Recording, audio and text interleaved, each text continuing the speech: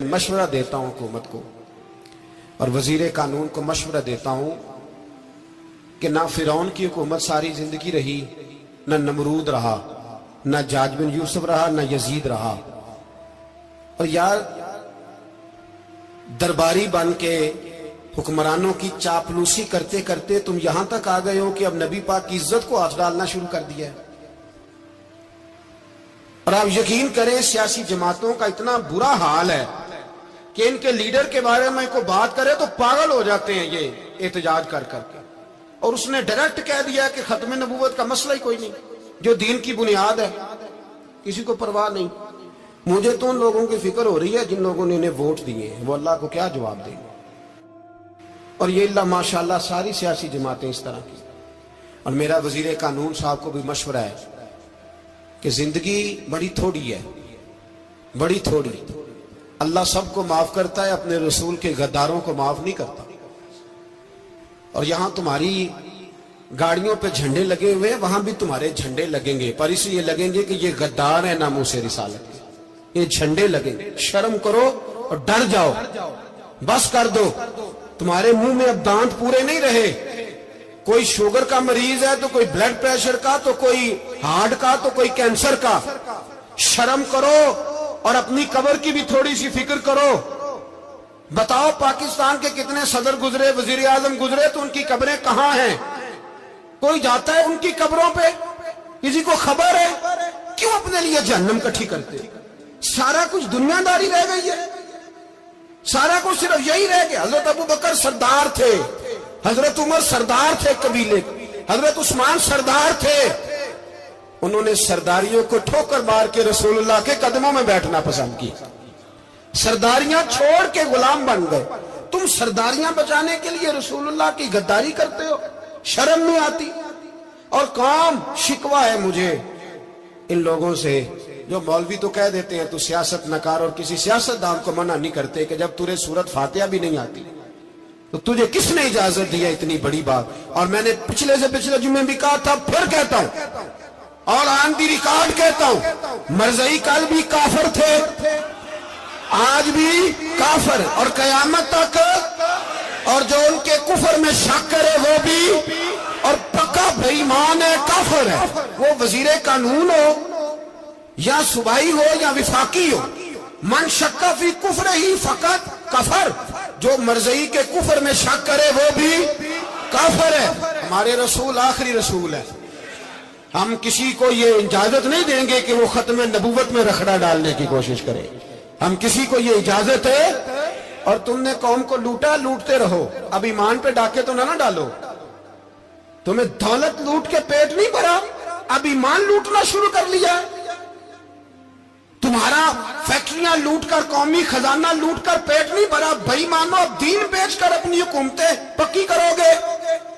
और वो लोग भी तैयार हो जाएं जो इन बेईमानों को मुंतखब करते हैं, उनसे भी सवाल करेगा खत्म नबुव्वत का मौजू कयामत के दिन कि तुम बताओ।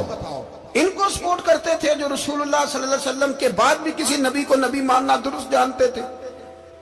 शर्म आनी चाहिए, ख्याल होना चाहिए। और मैंने कहा कि हमारा दिल नहीं चाहता, आप यकीन करें, हमें शौक है जुलूस निकालने का, तुम्हारे खिलाफ बातें करने का। तुमने रोज थर्मामीटर निकाला होता है, चेक करते हो कि ईमान कितना है कितना नहीं है। ये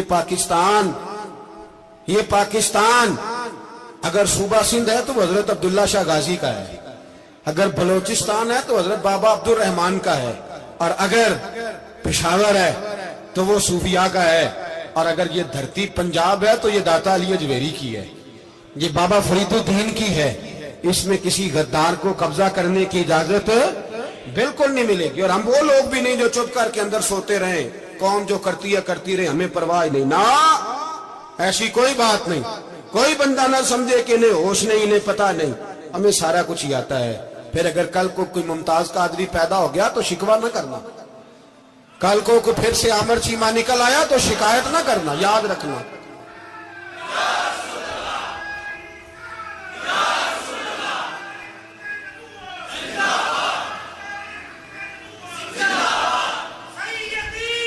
तो मेरे भाई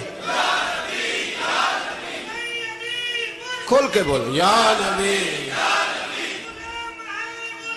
रसूल के बोलो।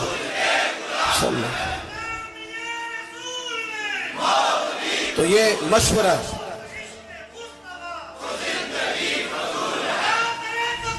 جزاک اللہ. تو یہ تمہیں مشورہ ہے.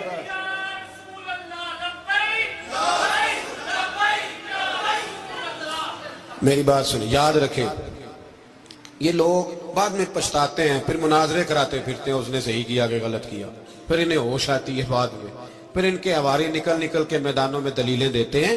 اس لیے ہمارا مشورہ ہے انہیں کہ یہ اپنی حد میں رہیں، اور جو کام تمہارے ذمہ، میں نے کہا نا تم نے بڑا لوٹا، یہ قوم روز تمہیں موقع دیتی ہے لوٹنے کا، یہ موقع دیتی ہے، تو تم نے دولت لوٹ کے پیٹ نہیں بھرے، اب ایمان لوٹنے کے چکر میں آ گئے ہو.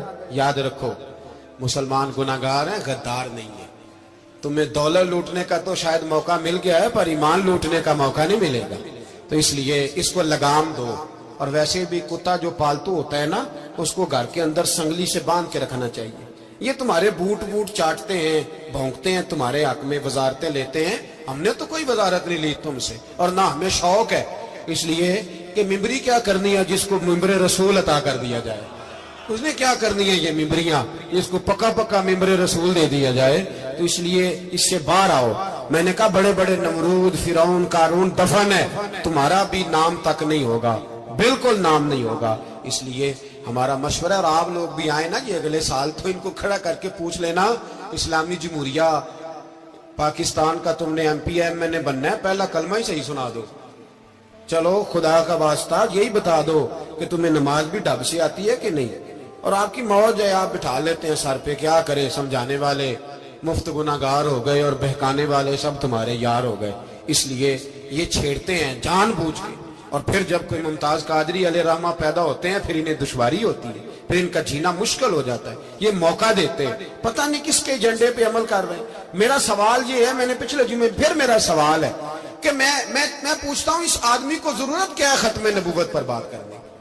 جب امت مسلمہ کے متفق کا فیصلہ ہے کہ مرزائی کافر، اسمبلی نے بل پاس کر دیا کہ مرزائی، ان کو اقلیت قرار دے دیا، اور جب سے وہ اقلیت بنے، نہ ہم نے ان کی عبادت گاہ جلائی، نہ ہم نے ان کو قبروں سے نکالا، نہ ہم نے، بس ٹھیک ہے جیسے عیسائی رہتے ہیں، یہودی سے کس ملک میں رہتے ہیں وہ بھی رہے، اقلیت بن کرے، کوئی اعتراض. پر تم انہیں کھینچ کے کیوں قریب کرتے ہو؟ تمہارا کیا جرانہ ہے ان کے ساتھ؟ بتاؤ تو صحیح. ان لوگوں سے ان کو چاہیے اپنے منہ میں لگام ڈالیں، اور اگر نہیں ڈالیں گے پھر انشاءاللہ ڈالی جائے گی.